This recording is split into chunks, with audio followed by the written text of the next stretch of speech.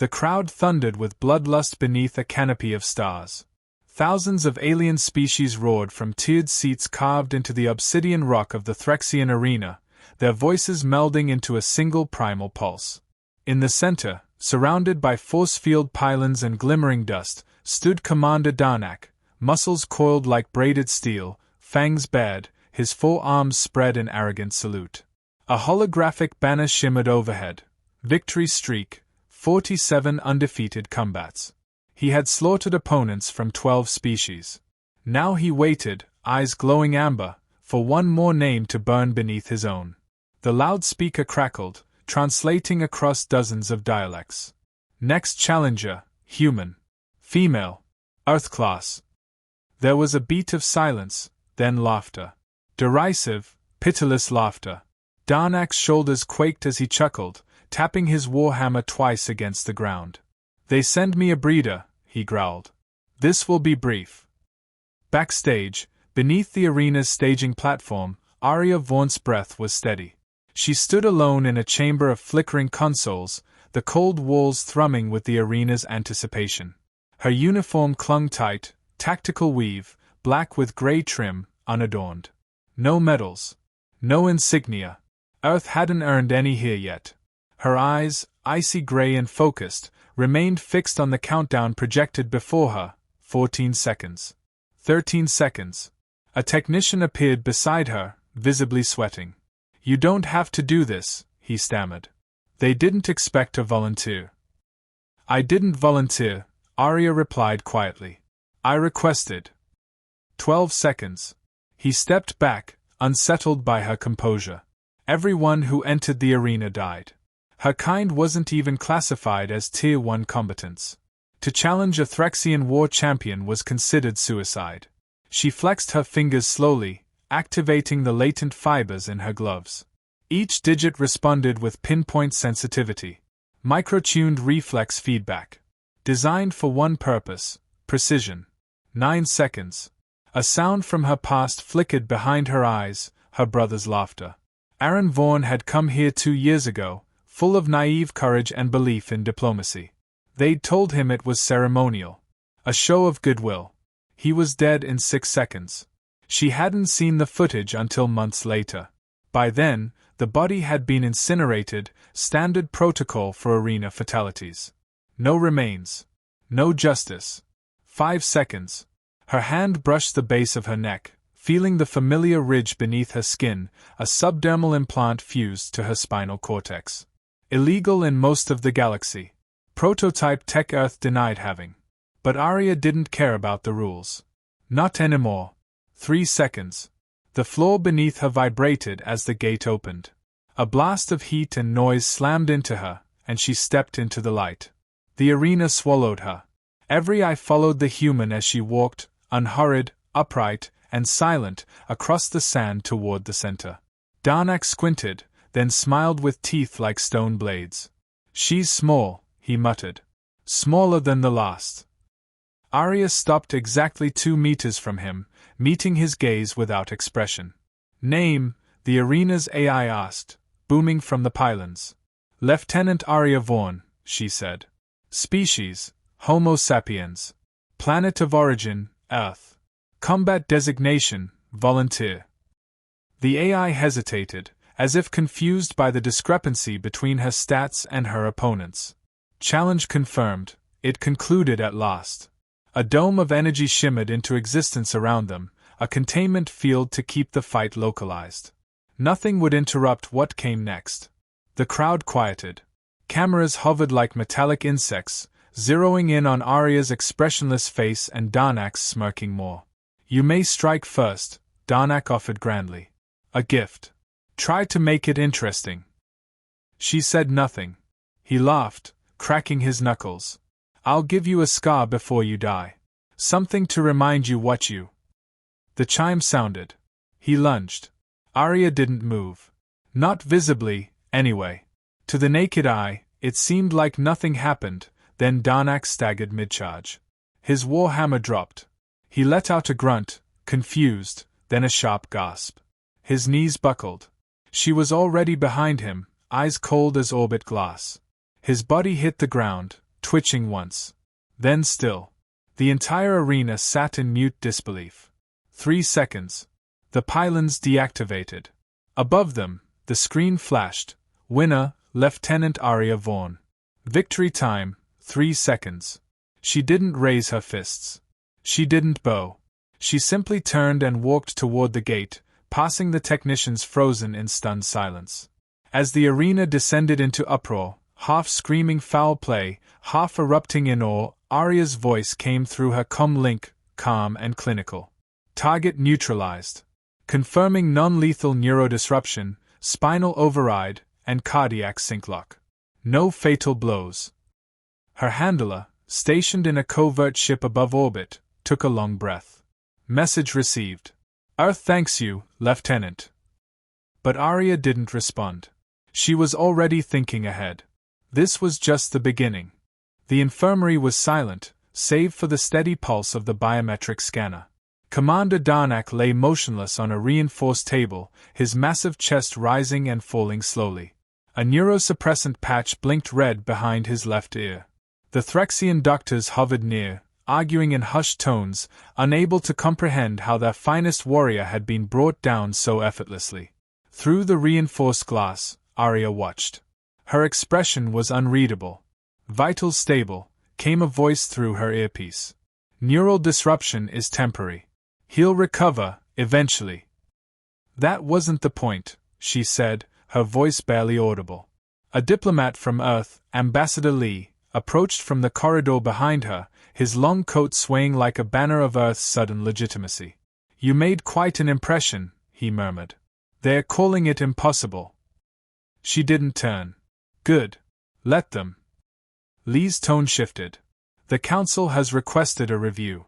Some claim you used illegal tech. I did. She turned then, locking eyes with him. They just didn't think we'd be bold enough to use it in the open. His lips twitched in amusement, or maybe worry. Earth isn't ready for the political storm this will cause. We weren't ready when they killed Aaron either, she replied. But we learned. Lee studied her for a moment, then exhaled. The next phase begins sooner than planned. You'll be expected to testify, defend your actions. Let them look me in the eye, she said, and walked past him, boots echoing down the sterile hall. Later that night, in a chamber carved from asteroid steel, Arya stood alone. Her hands hovered over the interface of a private terminal, flicking through still images of the match, freeze frames of Darnak's charge, her sidestep, the contact point of her hand against his neck. To the crowd, it had looked like a ghost passed through him. But every movement was calculated, surgically precise. The training hadn't been about brute strength. Earth couldn't compete there. Project Athena had been about time. Not faster movement, faster thought. The implant accelerated her cognitive processing speed to inhuman levels, allowing her to map trajectories and predict actions with staggering accuracy. To her, those 3 seconds had felt like 20. She saw everything. Every twitch of muscle. Every shift in weight. She had known where he would fall before his legs had started to give out. Her fingers paused over an image of Darnak's expression at the moment he realized he'd lost. It wasn't pain. It was disbelief. She closed the screen. On the other side of the station, chaos had begun to spread. The Threxian High Command accused Earth of cheating, demanding a rematch or a tribunal hearing. Other species were divided, some impressed, others unsettled.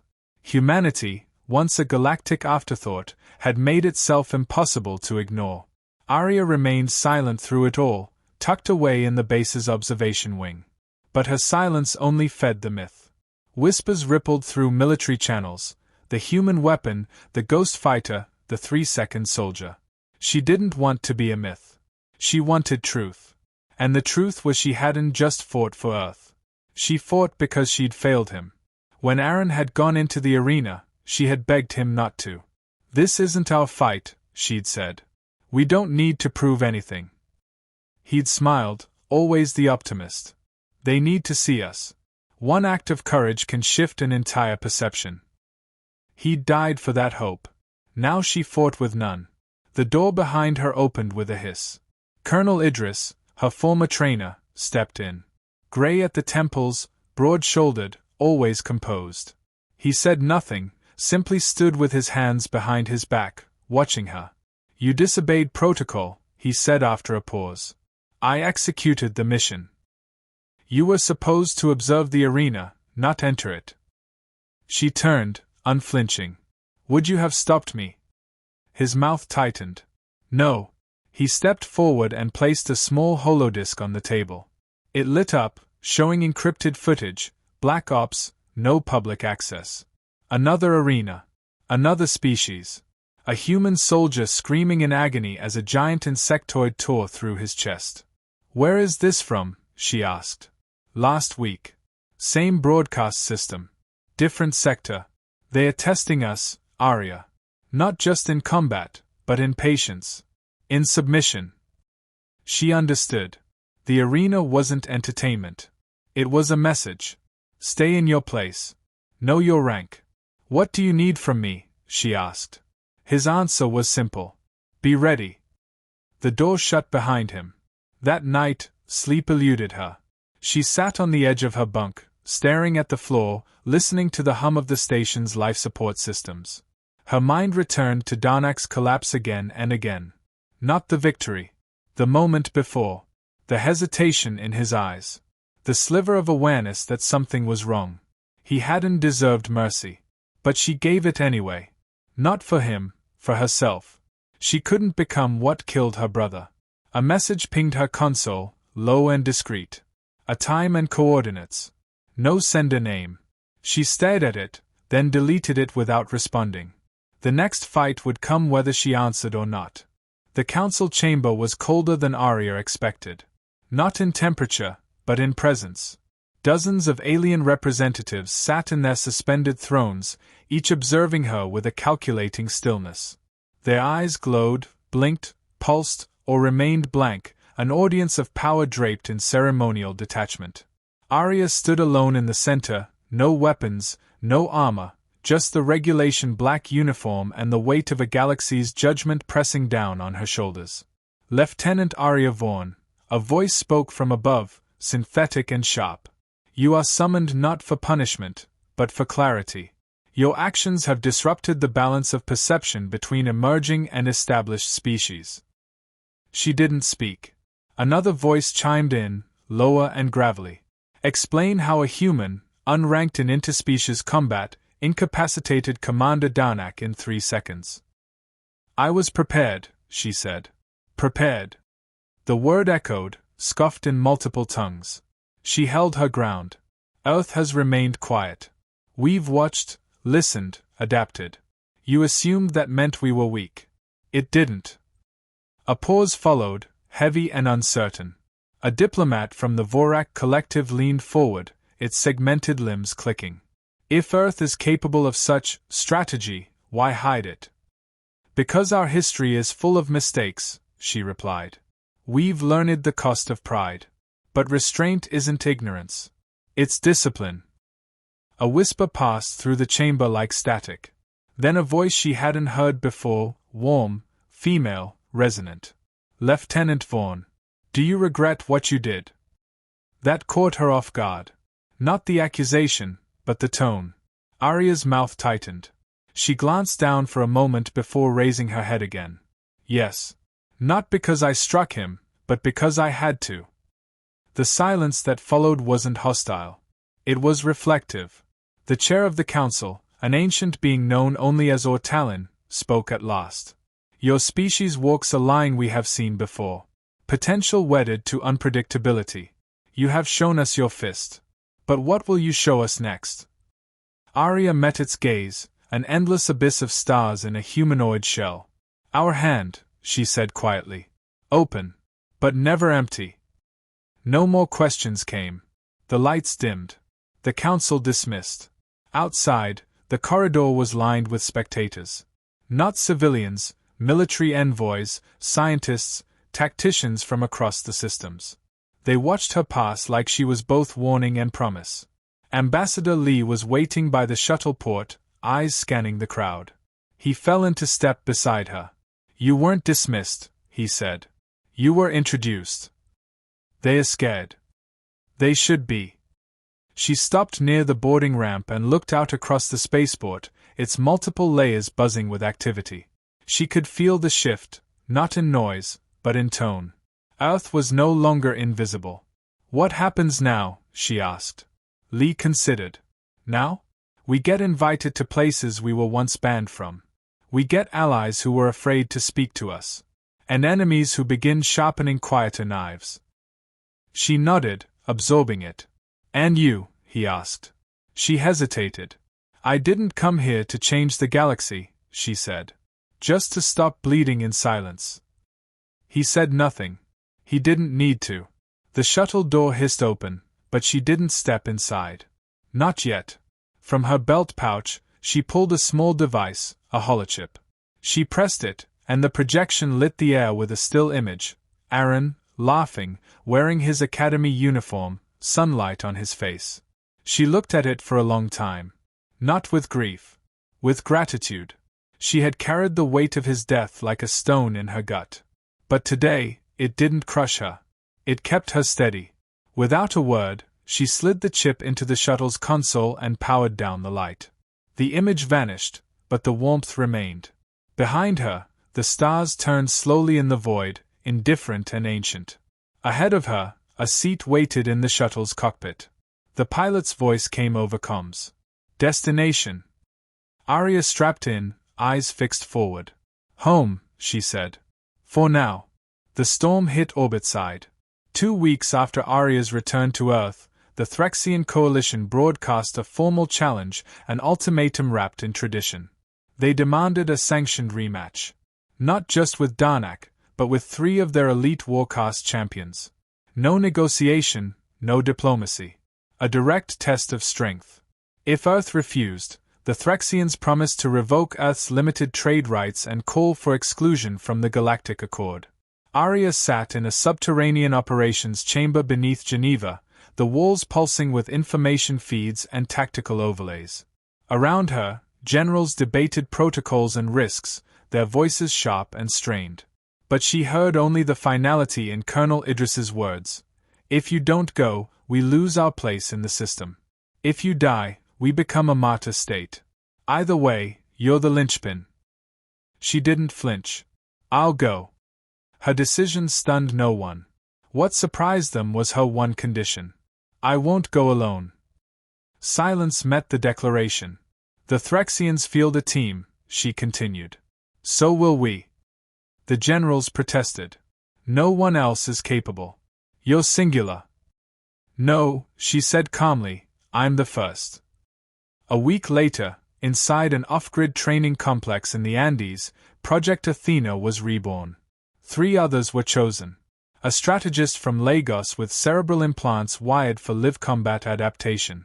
A Martian-born engineer with cybernetic reflex limbs. And a mute ex-marine whose combat instincts bordered on precognition. Together, they trained like predators, learning not to overpower, but to outthink, outmaneuver, and outlast. Arya led them without ceremony. No speeches. No promises of glory. Only grit. Pain. Silence. Victory carved into muscle memory. During those nights, she sometimes stood alone beneath the stars, eyes closed, feeling the weight of something ancient pressing down, a legacy she never asked for but now refused to escape. Not revenge. Not glory. Responsibility. When the day arrived, they were transported in silence to the Syrox Arena, a structure carved from planetary ice, wrapped in energy fields and tradition. There were no cheering crowds this time. Just delegates. Observers. Decision-makers. The arena wasn't for spectacle now. It was for declaration. Arya stood with her team behind the gate, clad in obsidian polymer suits woven with smart fiber threading. Beside her, her team checked weapons, calibrations, each one prepared not to survive, but to shift history. You know the odds, Idris had said before they left. She had nodded. Irrelevant. The gate opened. They stepped into the cold brilliance of the arena, the floor a mixture of frozen dust and compacted stone. Across from them, the Threxian Warcast approached, massive, armored in bone and metal, eyes burning with the certainty of dominance. The Arena AI voice boomed, neutral and final, begin. What followed was not a fight. It was a symphony. Each move Arya made was echoed, completed, amplified by her team. The strategist rerouted enemy motion through predictive feints.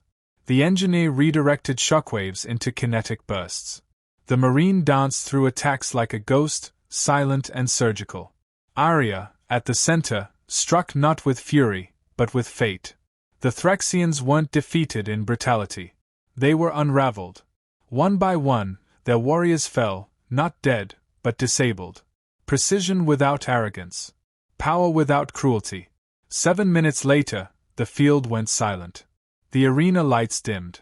And the AI, for the second time in galactic record, spoke the words, "Victory, Earth Team. Combat complete." Arya stood in the aftermath, breathing calm and steady. Around her, her team stood uninjured, eyes fierce with understanding. They had done more than win. They had changed the ending. As the Thraxian delegates departed, stone-faced and silent, Arya caught sight of Commander Darnak among them. He met her gaze across the field, something unreadable passing between them, not hate, not admiration. Recognition.